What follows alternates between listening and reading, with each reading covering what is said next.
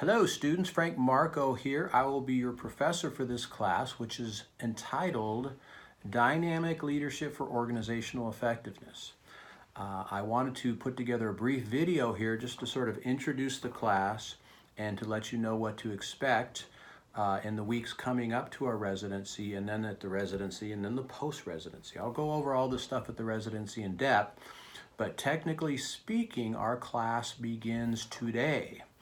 And we need to get you involved in participating in some activities to demonstrate your intent to participate.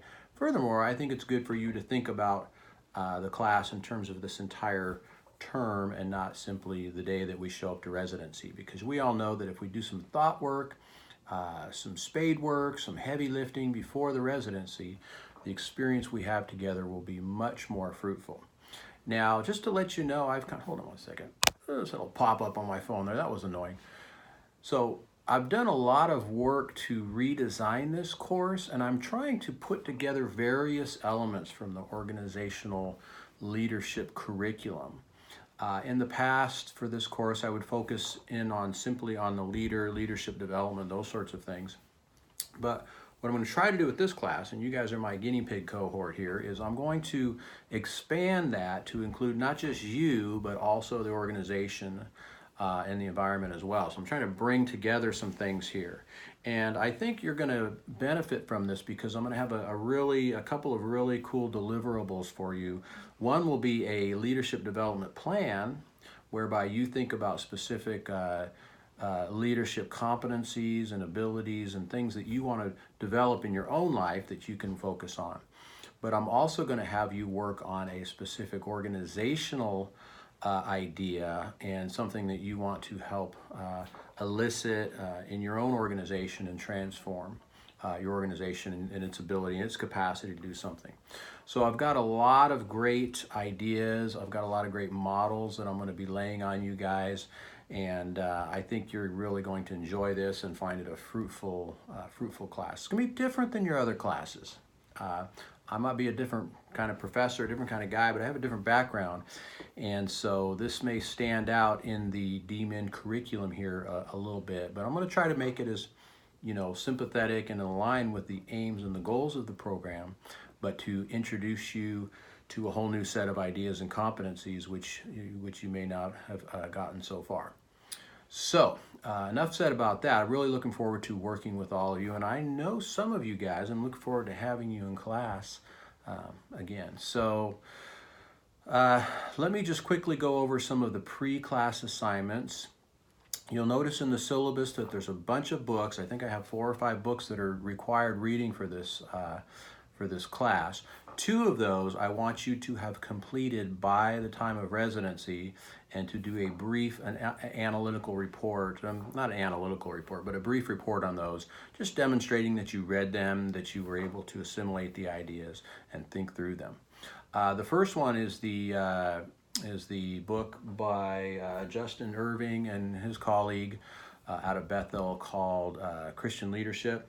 It's a great book. That book does a good job of introducing some broader organizational leadership ideas, but integrating them with some biblical theological principles and ideas that you're probably more familiar with. So I want you to take a read on that one. The other one is Kevin Ford, Transforming Church, Bringing Out the Good to Get the Great. A little bit of a play on Good to Great by Jim Collins. You might be familiar with that. But what Ford does is he takes what's called an adaptive leadership perspective. And adaptive leadership has been around for a while now, but he's one of the few guys that has taken that model, that paradigm, and helped church leaders to think about how it might influence, how it might help them to bring about what's called adaptive changes or addressing adaptive challenges in their own ministry. So adaptive challenges are sort of these larger than life, hairy, complex issues that are not easily resolved. And so there's sort of your regular bread and butter kinds of challenges, which can be addressed through typical management strategies. But then there's these larger ones that need more complex thinking.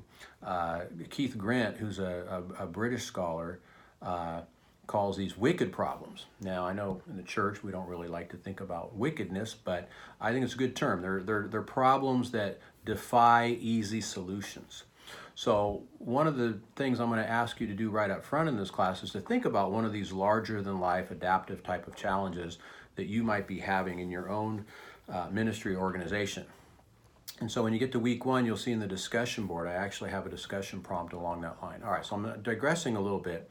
So read those 2 books, Christian Perspectives and Transforming, I keep forgetting the name of that, Transforming Church.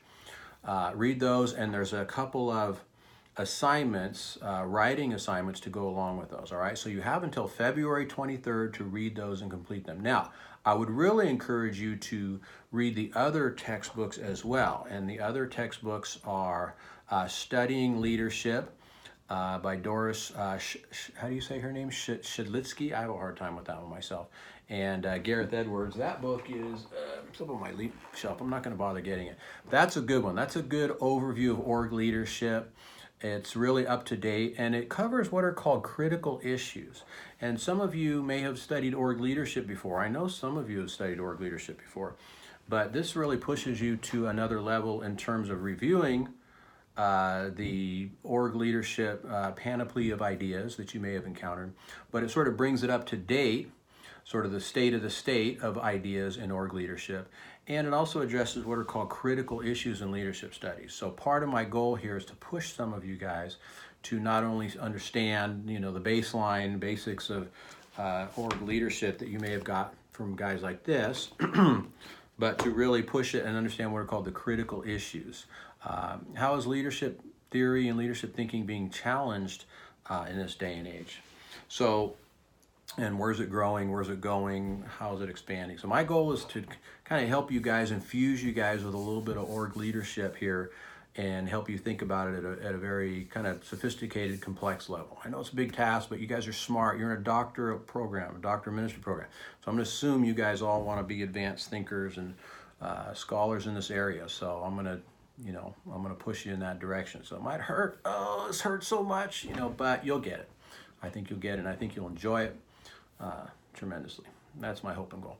So I think that's about it. I do want to encourage you just to review the course syllabus this week.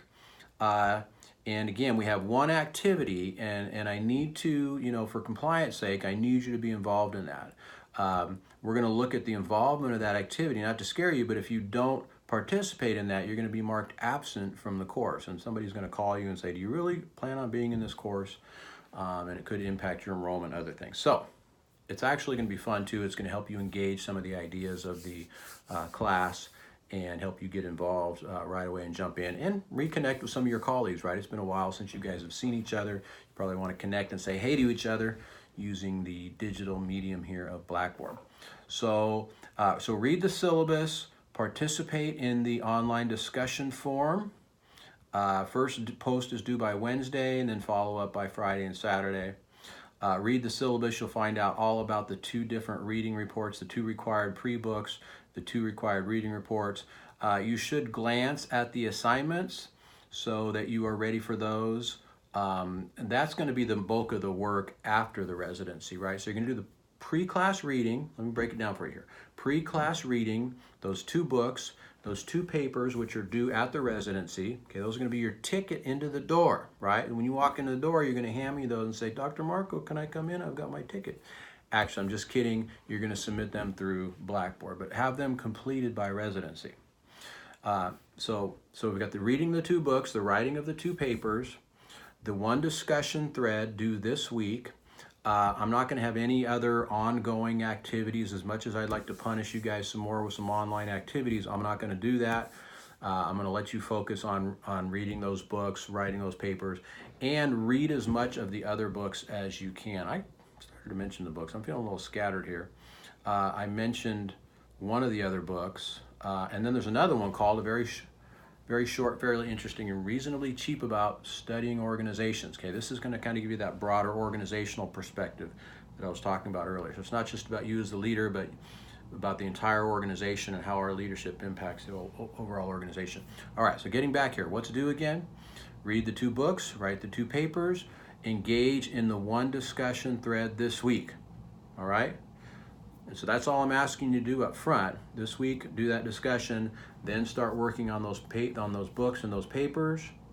Read as much of those other 2 books as you can. My goal really would be for you to be done with all that stuff by the time you show up to residency, and then in the time after residency till the end of the course, which is about another, let's see, February, March, April, almost a couple months there, you can, you can write those papers and you can do the research and writing for the papers.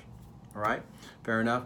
I would say if you're gonna skip one, if you're gonna not engage in one book before residency, I'd say the Studying Leadership book, but do your best to try to at least get through the first 2 sections of that book. Hold on, I'm gonna grab it. Ugh. That was awkward. Midriff wasn't showing there.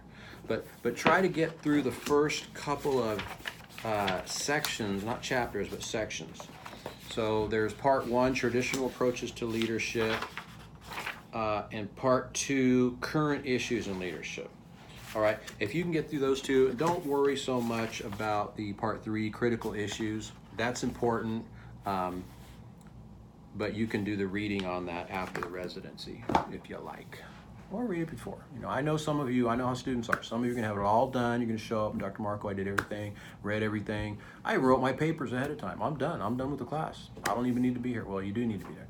And then some of you are gonna have some of it done, and then some of you are gonna show up and say, oh, Dr. Markow, the dog ate my computer. My church had a tragedy. I had to marry and bury 20 people this week, and I couldn't do it all. So I've seen it all, man. I've heard it all, and that's where you all guys are all gonna fall. But I wanna push you towards that early spectrum, right? I want you to be eager, early engagers so that when you show up, we have a great, dynamic classroom together. So, and just my styles, I'm trying to be very engaged in the classroom and try to be very participative. And again, I think the more that you guys can consume some of the content ahead of time, think about the content ahead of time, the more engaged and interesting that class time is going to be. So I'm really looking forward to that.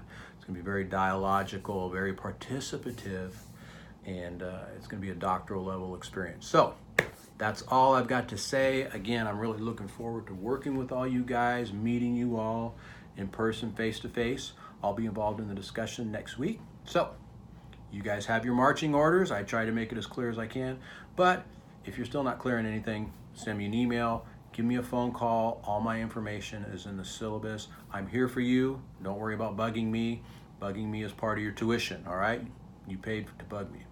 So, blessings all. See you online next week, and see you the week of February 23rd right here at the King's University. Blessings.